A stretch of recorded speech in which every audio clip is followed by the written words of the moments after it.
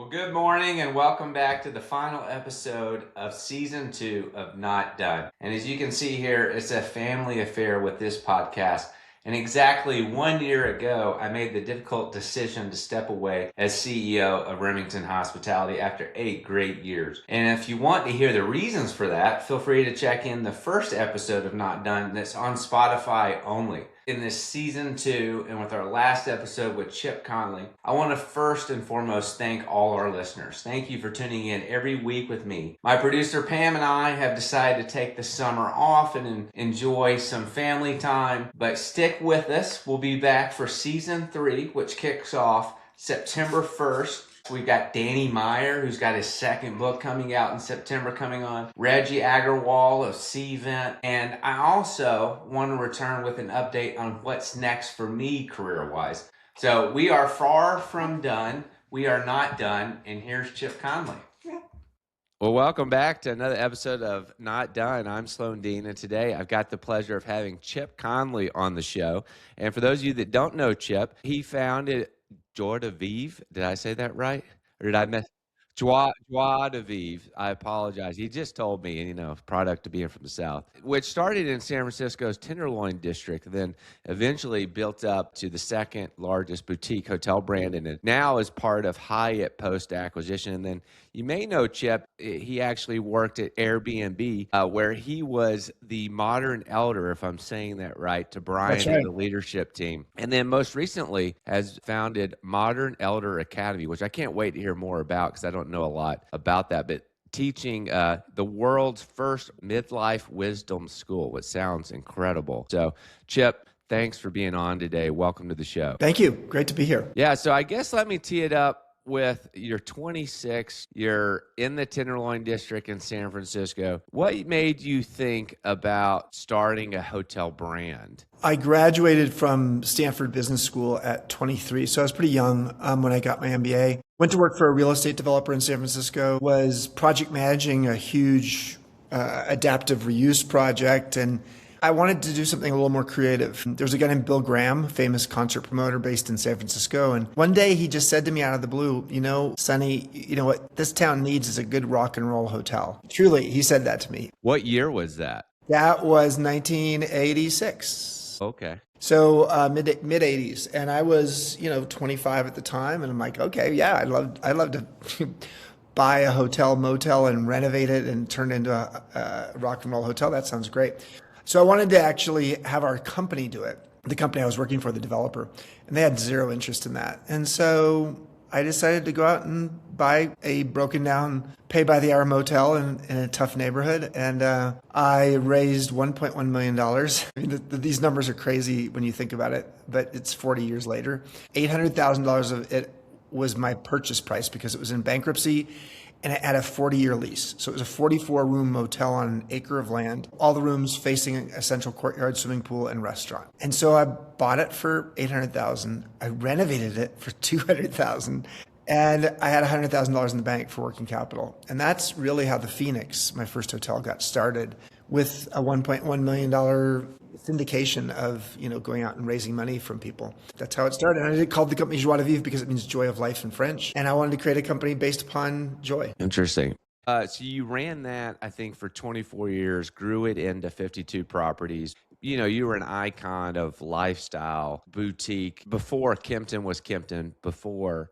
Well, no. Let's give Bill a little credit because Bill was a little bit of a mentor for me and a beloved person in the industry. He and Ian Traeger really were the fathers of boutique hotels in the United States. And they started their companies about 2 to 4 years before me. They were a lot older than me. And I was sort of the next generation. Bill deserves the credit. And Kimpton became the largest boutique hotelier in the US. Yeah. Phenomenal brand. It's been interesting to see that as it's gone to IHG, but they definitely were transformational in how we thought about it. It ain't what it used to be. It ain't what it used to be. Yeah. Anytime these large brands acquire these boutique brands, I mean, you just had Marriott acquire Citizen M. you worry about does some of the soul get lost, if you will. Now, you grew that, and in your book, Peak, you quote that you use Maslow's hierarchy of needs and applied that to business. So for hoteliers listening in, maybe explain, how do I get there? And I think your book, Peak, really talks about that principle and applying it in business in a unique way. Yeah, I only took one psychology class in college, so it wasn't like I was a psychology major. But the one class I took, I remember Maslow, Abraham Maslow's hierarchy of needs, focused on the best practices in human behavior as opposed to the worst practices. And I liked that. I admired him for that. The premise of the hierarchy of needs pyramid was the idea that we have basic needs, survival needs, physiological and safety needs at the base. Once those get partially met, you move up to social belonging needs, esteem needs. And at the top of the pyramid was this thing called self-actualization, of being all you can be. U.S. Army literally created their Be All You Can Be ad campaign based upon Maslow. Interesting. I did not know that. Yeah, isn't that funny? Yeah.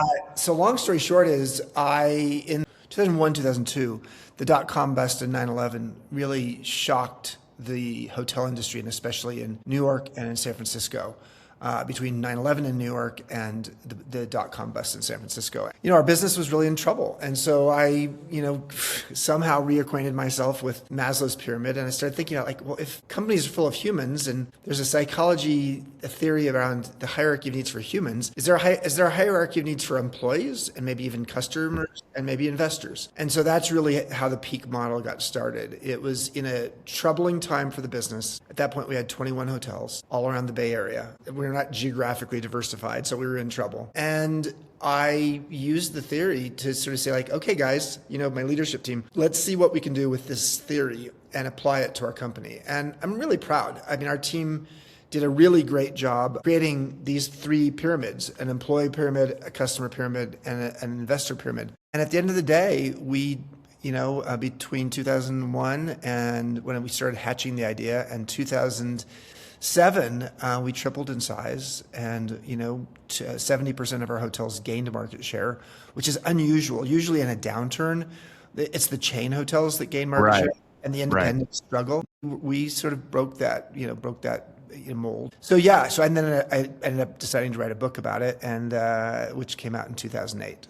Called Peak. So you fast forward then to 2010, you sell the business, and then it eventually becomes part of Hyatt. What was it like to go through something you'd built for a quarter of a century? You were the face of, I mean, I knew of you back then too. We didn't know each other, but I knew who you were as the face of the business. Did that prevent an identity crisis? Yeah, no, it's a great question. In fact, I have a blog post on Substack about moving from a VIP to a PIP. PIP is a previously important person.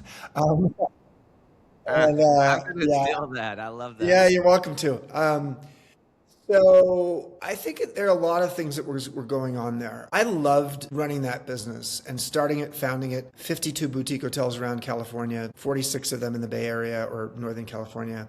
I just loved it. And frankly, it wasn't like a dimmer switch. It was like an on-off switch. There was a day soon after Peak came out where I realized I don't want to do this anymore. Mm-hmm. And it was a very weird feeling. There were a few reasons for it. Number one is Peak was my third book and it became a bestseller. And it was clear I liked writing. It was hard to be both a writer and a CEO and of a company that's growing fast. Secondly, I was giving a lot of speeches and being asked to give a lot of speeches. I was getting paid a lot of money for my speeches. I was like, oh, that's interesting. Number two, so there was all of that. We were going into the Great Recession. So 2008, the Great Recession was right on our doorstep. And I think a lot of us didn't realize how problematic that recession was going to be, especially in certain urban markets. So there was a part of me that, so the first part of me was I want to do something else that I love doing now. The second part of me was I don't want to do this anymore because I went through that dot-com bust 9/11 and yes, we did well. And I felt like a gladiator, but this time I feel like a prisoner. I don't really want to do it anymore. So that was a little bit of it. And then thirdly, I had an NDE, a near-death experience where I died 9 times over 90 minutes due to an allergic reaction to an antibiotic. And, when you go to the other side, which I did, I had the experience of being in that limbo Bardo zone, so to speak. I literally was flatline multiple times. When you wake up from that experience, it really does force you to ask deeper, meaningful questions about how do you want to curate the rest of your life. It wasn't like that day after, the flatline experience, I said, I've got to sell the company. But it was really interesting. Earlier that year, in January of 2008. A guy who was pretty well funded had approached me. I'd never been in the market to sell, but he approached me and he was really serious about wanting to buy the business, buy the operating company and the brand. I wasn't selling the real estate. So earlier that year of 2008, I had had a little bit of a thought. And then August is when I had my flatline experience. And then by the fall of 2008, the world was on fire in terms of the Great Recession. So, it wasn't until June 2010 that the actual transaction finished. I sold to John Pritzker, whose family started Hyatt. Ultimately, he rolled up Thompson and Joie de Vivre, which is now JDV, and Destination Hotels, and sold to Hyatt. So I haven't really gotten to the answer yet. I love the details.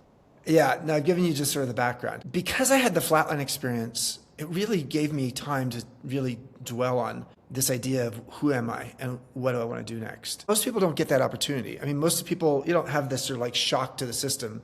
Right. That says to you, okay, who are you?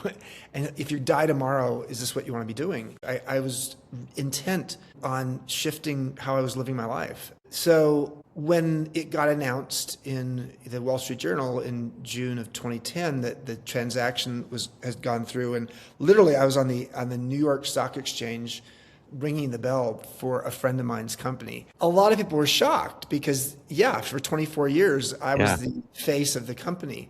Right. That was your identity. Yeah. I had 2 years to prepare for it, 2 years of emotional preparation. And I had this new identity that was starting to percolate, which was this idea of being a writer and a speaker. What was hard and continues to be hard is to see the glory days of the company being behind it, in the sense that there were so many things we were known for: the concepting of new hotels, the kind of culture we created, and the level of employee and customer satisfaction. We actually had the highest customer satisfaction scores in the US across any kind of brand. To see all of that sort of fade a little bit has been hard. To see some of my amazing employees who worked with me have to adapt to a new owner was also hard. So I don't want to say it was easy, and I didn't make a fortune. I mean, I could have made a fortune if I waited 3 or 4 more years. Kimpton sold in 2014 for $440 million. I sold for a lot less than that. And we were maybe 1/3 Kimpton's size. We were the second largest, but we were a lot smaller than them. But I didn't sell for 1/3 of $440 million. A lot less than that. So in retrospect, I needed to sell because I just couldn't do it anymore. I was also running out of cash. I had no, for the operating company and the brand, I owned it. My top 3 people each owned 5%, but I was the only investor, and I didn't have deep pockets. And if you recall, during that time, there were hotels that were going bankrupt. But yeah, I remember vividly. We were a California company, so we were a management company. So the employees were our employees, not the owners. We would pay the employees and get an immediate reimbursement from the owner, and the owner would put money in an account in advance, so we know that there's always money in the account. Well, if you have a hotel going bankrupt, I started having to fund the payroll with no reimbursement from owners from multiple hotels. Right. So I was running out of cash quickly too. So that was there was that that gun to my head as well. But it's what's funny about it is that in 2010, for the next 2.5 years, I had some time to just figure out what I want to do. I wrote another book called Emotional Equations. It became a New York Times bestseller. And I was giving tons of speeches, and I was sort of enjoying my life. And then out of the blue, I got this call from Brian Chesky at Airbnb. I want to lead into that. The one thing I do want to hit on is this you did die 9 times in 90 seconds per your book. 90 minutes. 90 minutes, excuse me. 9 times in 90 minutes, August 19th, 2008. You had this reaction. Your heart stopped 9 times. I think of it as a divine intervention now. Basically what happened was I went unconscious first. I was nauseous. I had a broken ankle and a septic leg. I was on an antibiotic. I was giving a speech on peak. I went unconscious when I was signing books. Thankfully, I was not standing up. I was sitting down. They put me on a gurney and, with paramedics 5 minutes later. And that's the first time I went flatline. And my experience was I was floating. I was floating and flying around this big, high-ceilinged living room with 40 birds surrounding me, all talking to me. I understood what they were saying to me, and I could talk back to them. It was very strange. I'm actually here at our Santa Fe campus. MEI has campuses in both Baja and Santa Fe. Literally, it's at morning time. I'm listening to the birds outside. Now, I don't understand what they're saying anymore, but bird song has a huge impact on me because that's what I experienced in that. Right. in-between space. I found that space to be full of light. And I mean, it's all the stuff that you've heard about. It's light and it was very sensuous too. There's amazing smells, and I could touch the floor where this tropically scented oil was going across the floor, and it could taste the oil, and it was, just a beautiful taste. So it was a great experience. What happened each time is the birds would say to me, "It's time to go," and the windows would open up, and the birds would fly out of the living room into the mountains, and I would try to follow them. And each time, right as I was trying to fly out, I would come back to life. So I guess if I'd left the living room, I might have actually officially died, but never left the living room. So, if there's a message in all that, there's a lot of beauty and awe in the world, and sometimes we're moving too quickly to see it. The slow down message was helpful for me. It was helpful for me in terms of selling the company too, because during that 2 years between age 50 and 52, I had the time to slow down a lot, and I really enjoyed it. And then Airbnb came along, and all of a sudden I wasn't slowing down very much. I was on a roller coaster. I think Brian was 31, and he calls you. This is Brian Chesky, founder and CEO of Airbnb, and said, "I need you." What was that conversation like? Because my understanding is he courted you. Yeah, totally. Yeah. Totally. Yeah, no, let's be honest. So this was early 2013. I'd barely heard of Airbnb. I was based in San Francisco. They were based in San Francisco. Right. But, most people had never heard of the company. And when I had heard of them, I thought of them in the same category as couch surfing. It was a business model I didn't understand. Right. I didn't think they were going to be competing. So the first thing he said to me when he called me on my cell phone, and of course, if I had gotten the call today from an unlisted number or a number I didn't know, I wouldn't have answered, but thank God I answered. He said to me, "How would you like to democratize hospitality?" Which is a fascinating opening line. I was like, okay. And to be honest, I had been really, one of the things that I really not enjoyed in my last few years running Joie de Vivre was just the growing influence of money in the business. Now, nothing wrong. It's not like bad people. Right. It's that private equity and there was such a focus on short-term IRR, not on long-term value. Right. The people who I met when I got into the hospitality industry, a quarter century earlier, were families like the Swig family, the Fairmont family. I mean, families that actually had a relationship with their employees that was quite deep. That's right. The Marriott family is another good Marriott example. family, beautiful example. Yep. Exactly. So so there was a part of me that felt like, screw this hospitality business. It used to be a big H and a small B, and now it is a small H business and a big B business. That's right. I'm sure you've experienced that yourself. And that was I think hard. that is really well said. I feel like in a smaller scale, I've experienced the exact same thing. I would echo your sentiment exactly. And the truth is, there's nothing wrong with trying to make money. I think it's great. It's just that it's short-term versus long-term. Right. And if you have a short-term perspective on making money and maximizing net income so your cap rate is going to increase your value quickly, the greatest thing you can do is to pay your employees badly, cut back staffing, and raise your prices so customers are unhappy. That's what you do. That's going to improve net income. That's not a good long-term strategy. So when Brian called me and said that, I was like, democratize hospitality. What do you mean by that? And next thing I knew, I was having a conversation with him in my backyard, like that afternoon. And it was supposed to be half an hour conversation. It turns out it was 4 hours. And so what Brian really desperately needed, it was a small company that was growing quickly. They were a tech company. They knew nothing about hospitality, or they knew nothing about the industry they were disrupting. So my job initially was just to be his mentor and the mentor to the other two founders. But he really wanted to turn it into a hospitality company. How do you move from a tech company into a hospitality company? And then ultimately he wanted me to be head of strategy. Now I gave him 15 hours a week, but within the first week, I was like, oh no, they need me 15 hours a day. And it's not because they're dumb or there's anything wrong. It's just that, wow, this thing is taking off. And none of these folks have ever run a business. They have never run a hospitality business. And I've never run a business that's global this quickly. And so we learned from each other. I learned DQ, digital intelligence, and they learned some EQ, emotional intelligence. And my primary role was to really help Brian run the business, and help him become an effective leader. Because at 31, he started the business when he was 26, a couple years out of Rhode Island School of Design. He had no background in running a business. So long story short is I spent 7.5 years there, 4 years full-time as the head of global hospitality and strategy and the mentor to the founders. And yes, Modern elder, they defined a modern elder as someone who's as curious as they are wise, which I didn't mind. I didn't love the term modern elder at first, but I was like, okay, yeah, I love the idea of being half curious and half wise. And half-assed. No, and I'm a boomer, and they're millennials, and so I was 52 when I joined the company. The average age in the company was 26, and really had to adapt who I was and how I operated because I'd been CEO of my own company for 24 years. Now I wasn't the CEO, and in fact, I was reporting to Brian, but he was my mentee.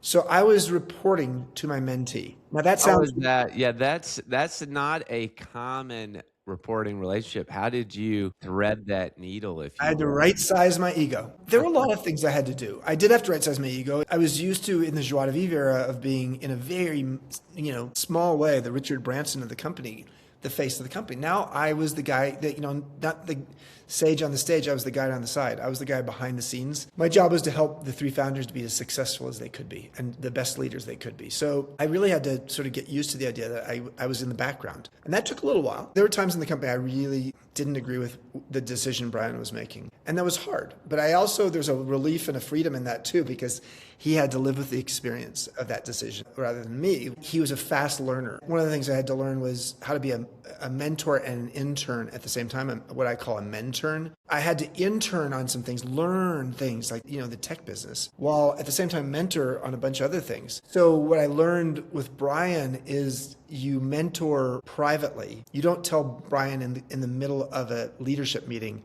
that, he's running the meeting wrong. Right. Sort of obvious, right? But Yeah. I never did that exactly, but there are times when he felt like I did that. I never did that exactly. And so I realized over time he was very sensitive. Even though he trusted me, he had to have some confidence in himself that by bringing in this, minor icon from the hospitality business, who'd run his own business for 24 years, I wasn't going to come in and boot him out as CEO, or the investors wouldn't do that. A very collegial relationship. And actually, Brian's on my podcast. I have a podcast called The Midlife Chrysalis, and there's an episode with me and Brian that's actually really great because Brian is very vulnerable in this episode, even gets a little teary-eyed. About the relationship we had, and what was required was a deep level of trust and a learning relationship where the learning was not just happening from me to him, I was learning from him as well. That's phenomenal. Yeah, I'm going to go check that episode out. I also want to hone in on, I think I heard about Airbnb the first time I actually brought it up to Marriott. I sat on Marriott's distribution advisory committee. This is circa 2014 or 2015. And I brought it up to them then. I remember I was in a meeting and Marriott officers had not heard of it yet. And I remember that conversation. But Airbnb was... Can I interrupt and say one quick thing? Sure. And Arnie Sorensen, may he rest in peace. What a phenomenal human. Amazing man. Yeah. Just love that man. Well, there was a point. There was a point in 2016, I believe it was. We almost created a major partnership between Airbnb. I remember that. And there was, it never went public. It never became but Arnie had to go to there was one group within Marriott. It's Mina. And those are the people who are have the most, they have the most. That's right. A large franchise, they went to Mina and the Marriott Distribution Advisory Board. I was one of the people on that call. And it didn't go well.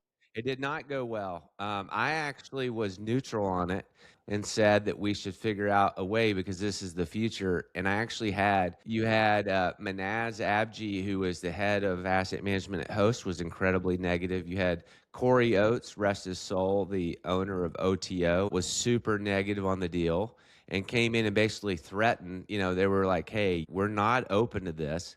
I remember it vividly. I was on that. I actually got called. Wow, you're the first person I've talked to. I was in that meeting. I was one of about 30 people in that meeting representing large franchisees because I was the head of revenue at Ashford Hospitality Trust and Braemar Hotels and Resorts, which was like a top With 5. Doug Kessler. Was Douglas Kessler there? Doug Kessler was there. He was, yep. I went to college with Doug. And I was the owner rep in that meeting as part of the asset management team. It was before I was CEO of Remington. I spoke up and actually got slapped down. I actually got a lot of flack of you were way too positive and being open. And it caused me some serious issues, actually. I remember that vividly.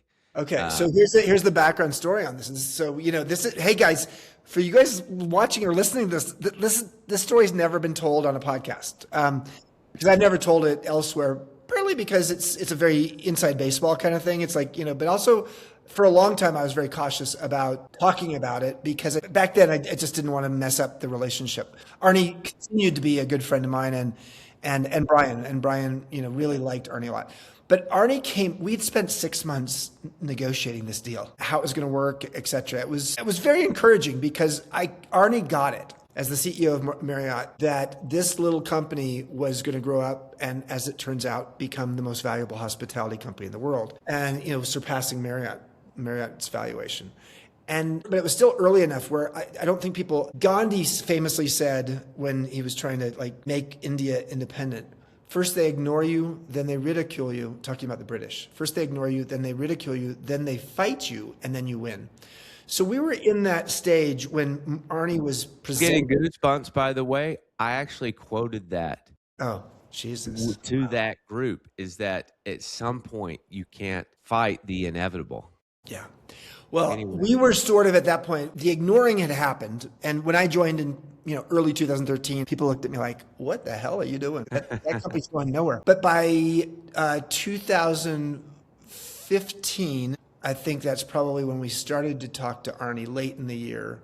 At that point, I'd been there 2.5 years. And Brian had been really cautious initially about this idea. So this was, as the head of strategy for the company, part of my job was to look at our future and how are we going to grow. So having a collaborative relationship with the hotel industry is really important. And let's be honest, that Airbnb was being opposed by the union in New York. And when we moved from ignore to ridicule, then we moved to fight. And when we moved to fight, Arnie was bringing this up to that group. I think what it did is the pitchforks came out and okay, if Marriott's considering this, we got to put a stake in the vampire's heart. And so that for me, it became a very interesting era of my career because the novelty of 2 or 3 years earlier of Chip going to work for this tech startup to now all of a sudden Chip becoming Darth Vader and working for a company that was potentially disrupting the whole industry meant there were some people who were had been very good friends who were now sort of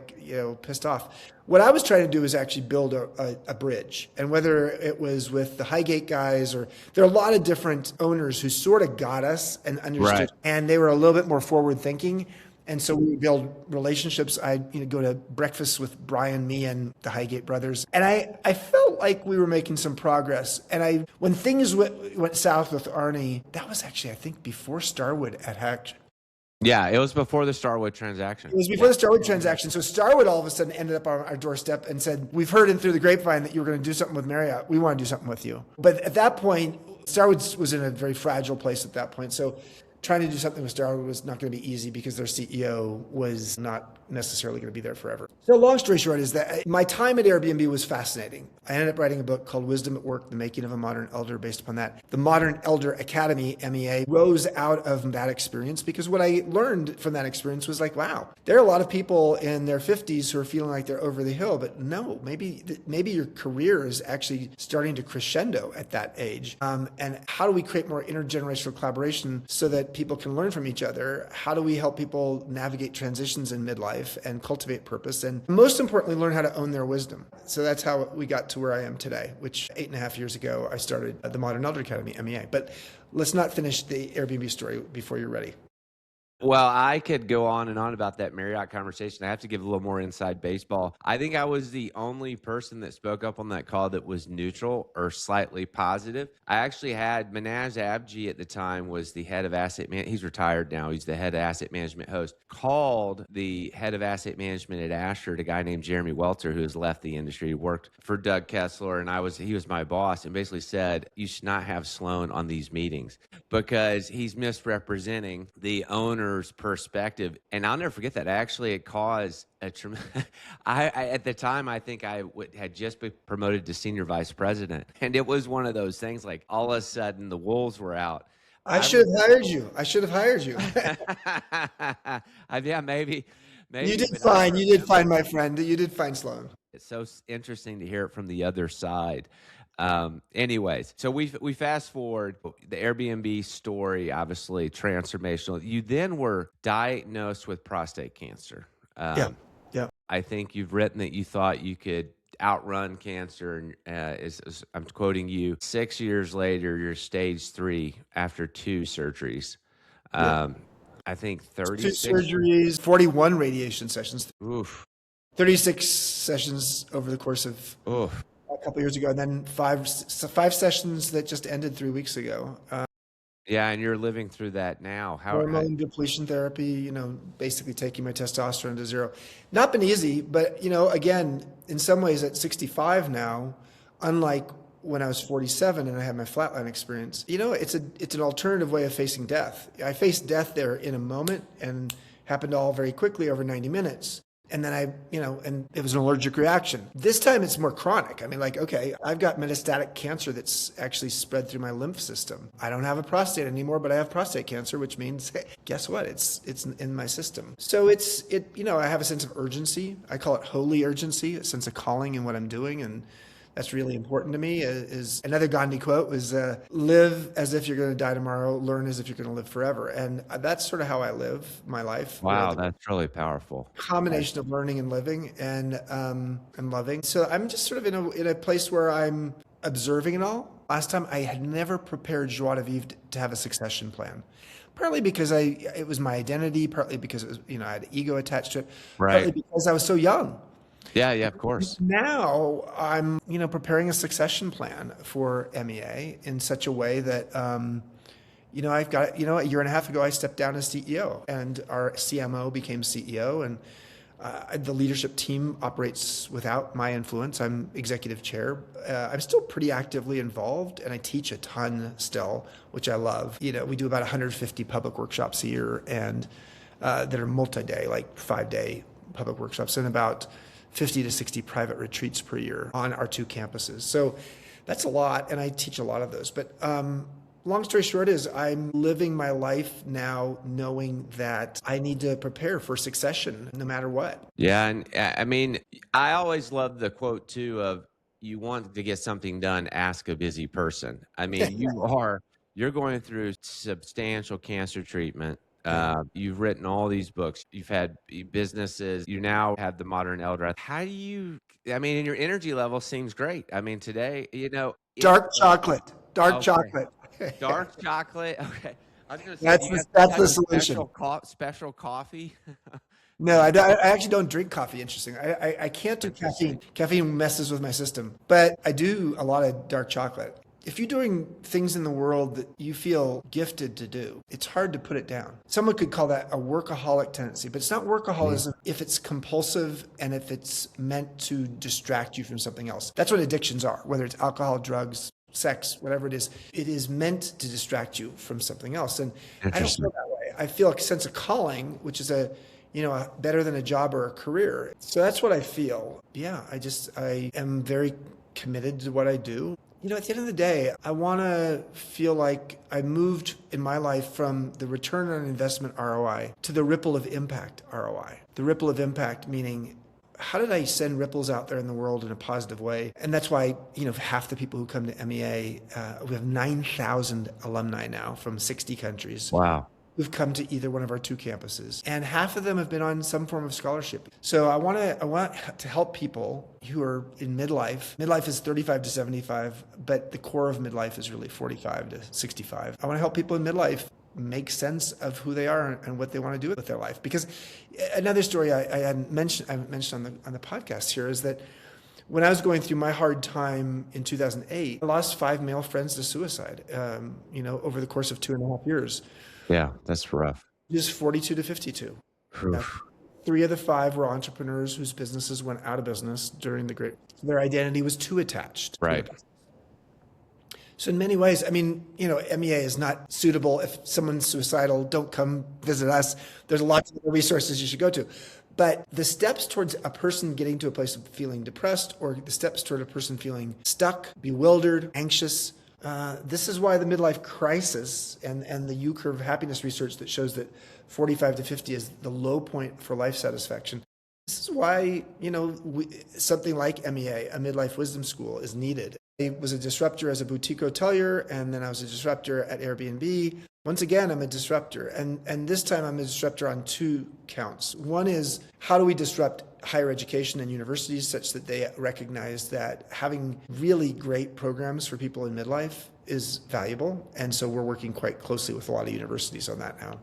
And then secondly, how do we disrupt retirement communities? Nothing wrong with my parents. My mom just passed, but my dad still lives in a retirement community, but now he's in assisted living, and that's all good for him. He's liked that. I don't necessarily want to live in a retirement community, and I could unpack it, but the truth is that, people who are younger boomers and Gen Xers and millennials are like, retirement community? What are you talking about? I'm never going to retire. I'm probably going to always work, and et cetera, et cetera. So the thing is that we've created these communities, these regenerative communities. And so we have a whole initiative in MEA around homes that are meant to disrupt retirement communities. Now, when I say disrupt retirement communities, the average age of a person going into a retirement community today is 83. 60 years ago, it was 65. So we're not trying to actually compete with the retirement community as people. Right. Not in the current form. No, but there's a lot of people who are age 55, 60, empty nester, maybe newly single, because gray divorces after 50 is the fastest growing. And the only form of divorce in the US age-wise that is actually growing year over year. How do you find and create homes and places and communities for people who are 55, 60, 65, 70, still very active, still maybe working, and yet people want to downsize and they want to be part of a community because loneliness is an epidemic.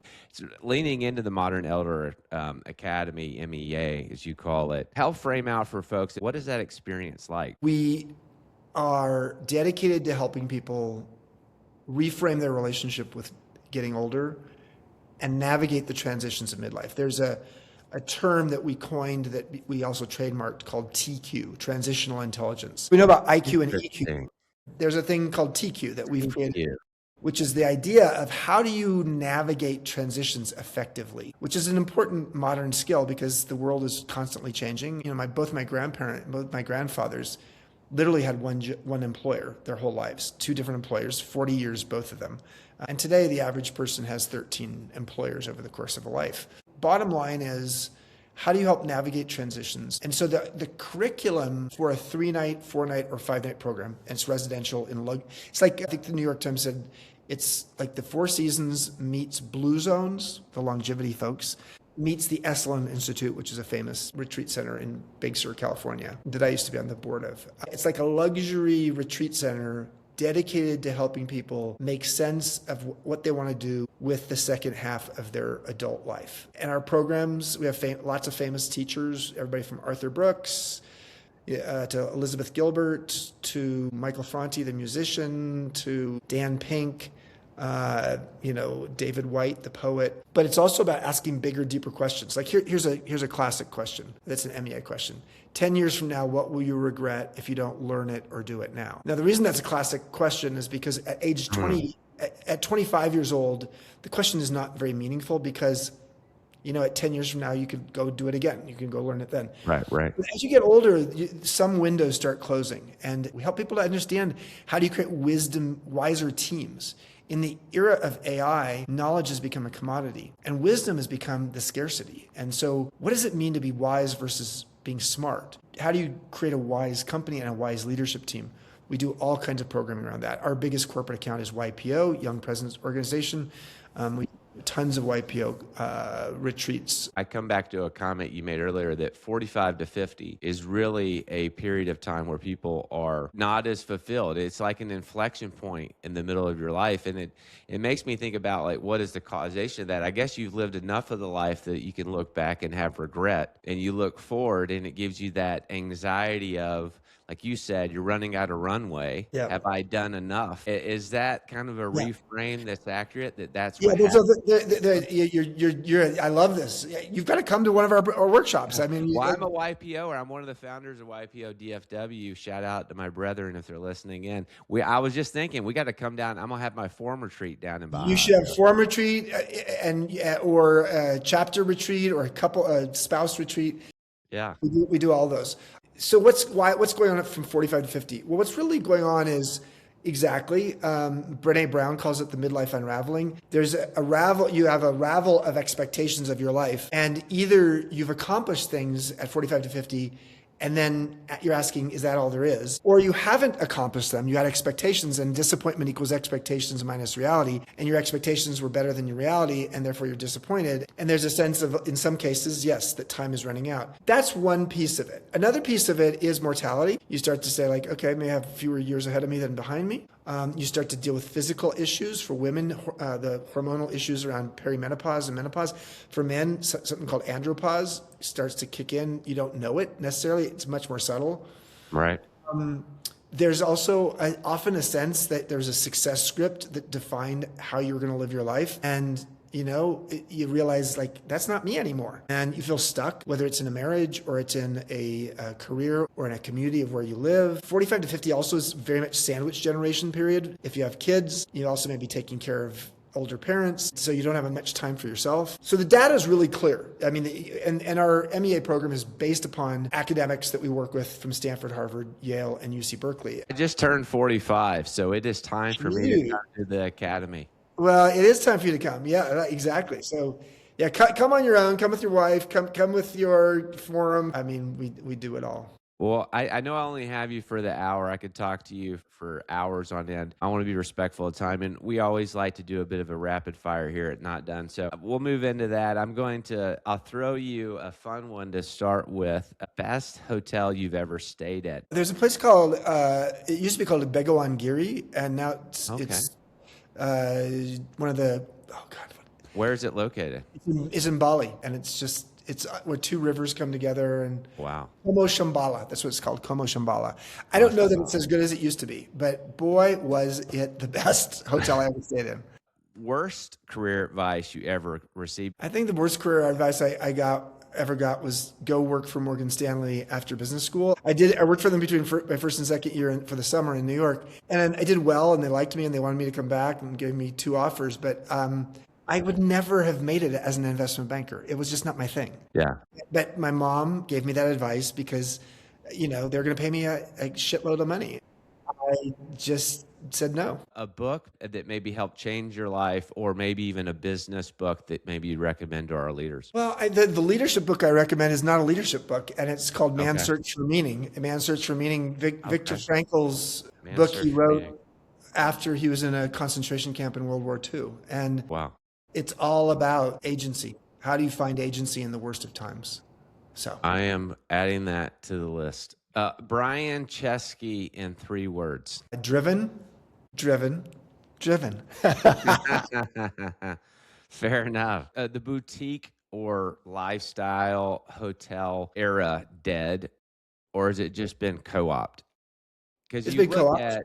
Okay. Yeah, it's been co-op. But, the beautiful thing about the boutique hotel business is that what boutique hotels really do is they're a reflection of the community in which they're located. So around the world, there's always going to be boutique hotels being created because there's a community that needs a hotel that becomes the local's favorite, often because of the restaurant in the hotel. So, yeah, I mean, I think boutique hotels, it's just there's a new generation of people coming along creating them. So, yeah, no, I think that they're not dead. But yes, I do think that when the boutique hotel chains sell to the global chains, it can be problematic. And I didn't do that. I sold to Pritzker, who ultimately sold to Hyatt.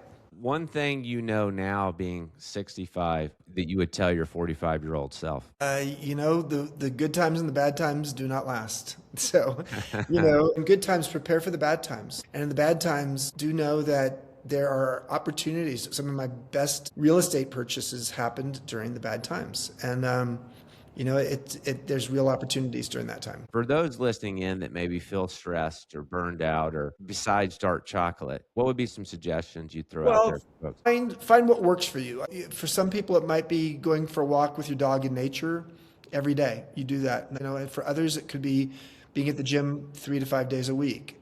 For others, it could be meditation. None of these are mutually exclusive. You can do all of these. Right. For others, it might be yoga. For others, it could be like a really healthy diet. So, and sometimes it's talk therapy or having a coach. Being in service, going out and doing things in service not when you're so stressed, not when you have too much on your plate. I mean, I want to be very cautious about saying, oh, just go do service and it's going to solve everything.